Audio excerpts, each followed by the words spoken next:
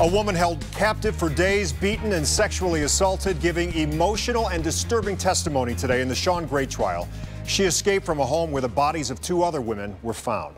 News 5's Bob Jones live for us at the Ashland County Courthouse. And Bob, the jury heard from a brave woman who experienced unimaginable trauma.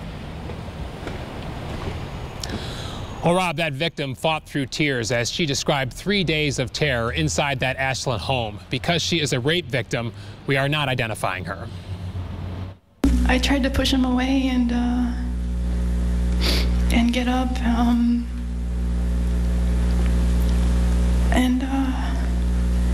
I was just doing everything, trying to kick, punch, but everything I did, he just did it so much harder.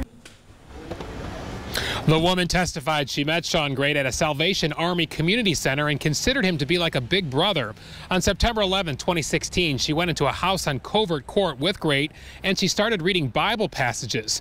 But she said Grate took the Bible out of her hands and said, "You're not going anywhere."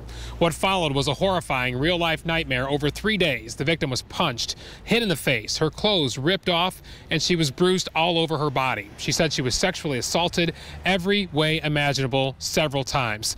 The woman testified Grate choked her, put duct tape on her, threatened to kill her, forced her to take muscle relaxers, and at one point even videotaped a sexual assault. She also said she was tied up, a restraint placed around her neck, and Grate told her not to move or she would strangle herself. At some point, were you tied up? Yeah. How many times were you tied up? At least 3. Where were you tied?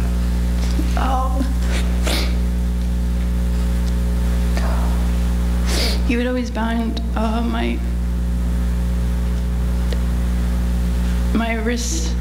The woman testified that 2 days later, she was able to untie herself and call 911. At one point, as she was waiting for the police, she found a taser and she accidentally set it off, which she says momentarily woke up Shawn Grate, but he went back to sleep. The police were then able to rescue her, and then they arrested the suspect. Live in Ashland, Bob Jones, News 5.